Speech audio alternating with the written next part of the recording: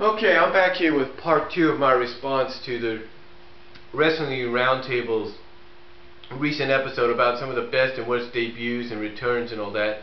And like I say, I listed down to me some of the best debuts because you never saw them coming. One that I did forget to mention as far as best and unexpected debuts was Taz in WWF. You know, nobody saw him showing up. I mean, you had these vignettes with the 13 on there, and at first you would think, oh, it's got to be Buff Bagwell. Because, you know, you look at the design of the vignettes on the Titantron promos and everything, you would associate that at first with Bagwell. But then all of a sudden, it's Taz. And you wouldn't have saw that coming unless you were a strong, hardcore ECW follower. Because, to you, Taz was like the poster boy. He was the poster boy. He was the franchise player. He was the face of ECW. And all of a sudden, here he comes onto WWF programming. You never saw that coming. Same with the Dudleys. You associate yourself with the Dudley Boys in ECW, and yet all of a sudden here they come to WWF out of nowhere. They're doing running. They're doing a running, and you never thought they'd show up in WWF and be part of the company, and yet there you go. There you go. I mean, again, the list just goes on and on about some of the unexpected debuts to me, being some of the best ones. Now, as far as some of the worst ones go, I can't really think off the top of my mind what some of the worst debuts were. Well, of course, Shockmaster being on top. Of course, everybody knows about that one. I remember watching that myself. And, you know, because you didn't expect Tugboat or Typhoon to debut as this character on WCW. Again, you never thought you'd see him type of shit. And yet, here he was, all of a sudden, doing this clumsy debut, and there you go. You know, it's like, wow. You know, where did that come from? Who's this? It's a joke. Another debut to me, of course, would be the Yeti in WCW. For weeks we saw this big block of ice sitting next to this guy, this leader of the Dungeon of Doom, if you will. And all of a sudden, it breaks up and you see this big old mummy, and he shows up in the ring, and it's Ron. You don't even know it's Ron Reese at first. And it's like, oh my God, you got to be kidding. And it's like, this is the big deal, and he never wrestled. Yeah, they repackaged him to where he didn't have the bandages or anything, but yet that was one of the worst debuts I'd ever seen. Another one associated with WCW, even though some people would say, oh, even though some would say, oh, it was probably one of the best debuts. No, to me, one of the worst debuts, even though it was unexpected, one of the worst debuts was Mike Awesome. That's right. Why? Because all of a sudden he just comes out of the crowd and attacks Kevin Nash. Everybody knows who he is. They even acknowledge that he's champion of ECW. And yet it was unexpected, and it could have been one of the best debuts, except they didn't build on that potential. And to me, that's one of the worst debuts you could have, not being built on your potential. You want to make it the best debut? You want to make it the best debut? Follow through on your plans and dump the championship of your company, of the company you did work for, in the trash. That's how you make your debut. One of the best ones. But never happened. Never happened.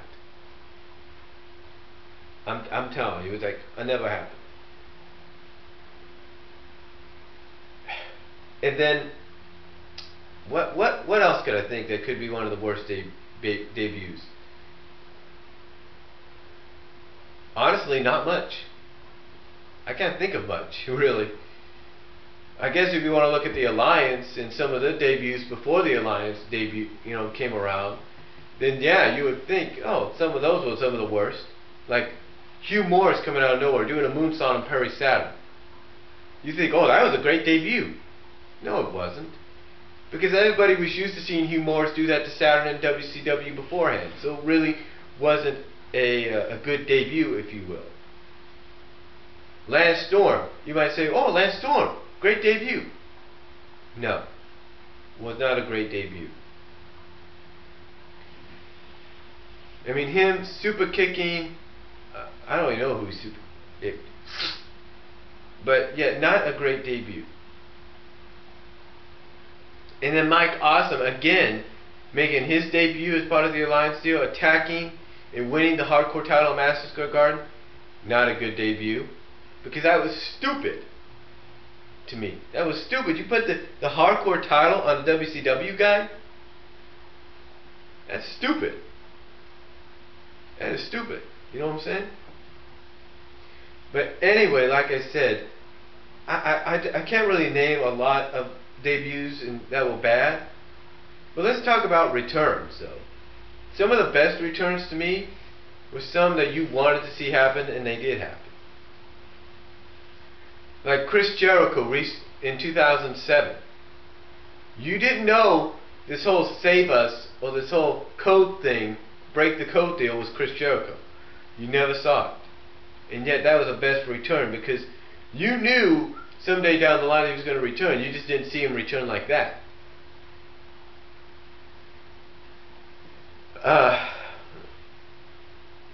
Again, I can't really name much when it comes to best returns. Ric Flair coming back to WCW. That was unexpected, so that was a good return. What else?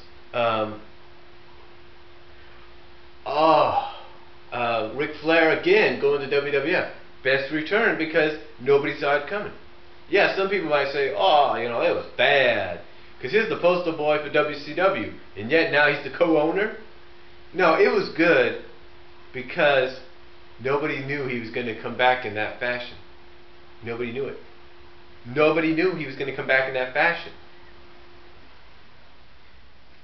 Nobody saw that coming. What else? Oh, Raven. Raven. Oh, this one definitely goes to what has to be mentioned. Recently off of WCW television, all of a sudden makes his return at Elks Lodge on the very first live broadcast of ECW on TNN, and along with Tommy Dreamer wins the tag team titles. Nobody knew Raven was going to come back, and he did. Unbelievable. What else? Oh, Sandman. Nobody saw him coming back to the ECW, and he did. Because all of a sudden you hear this music and you're thinking, oh shit, it's the Sandman. He's the mystery partner of Raven and Dreamer. You didn't see that coming. Never saw that coming. What else? I can't even think much of any.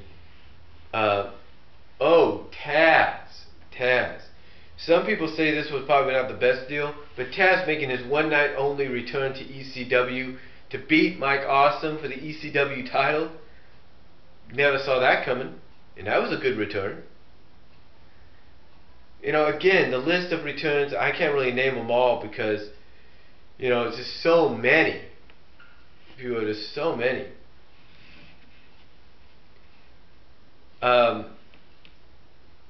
So many. I mean, even though they were one night, they were just... Oh, Trish Stratus making her return about 2 years ago.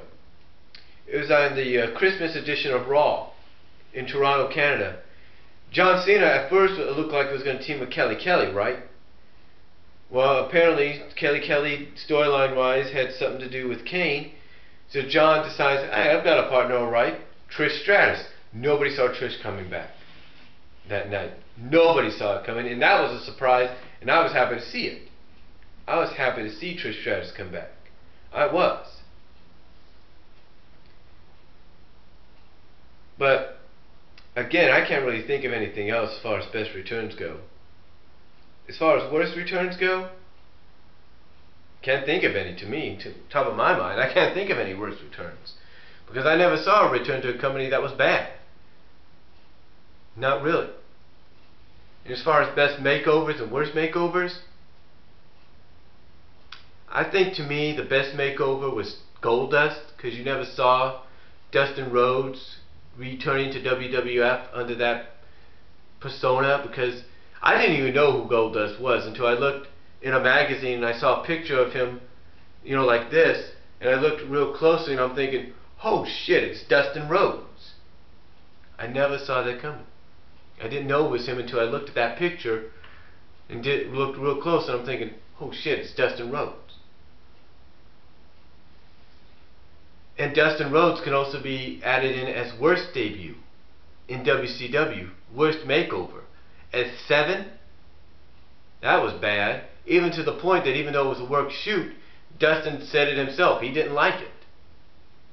So, that's all really I could say in this response. I mean, I can't think of anything else as far as worst debuts or worst returns, as far as worst makeovers, you know, and all that. But that's all I'm going to say. Tell me what you guys think, and I'll talk to you all later. I'm about out of time. Peace out. God bless. See ya.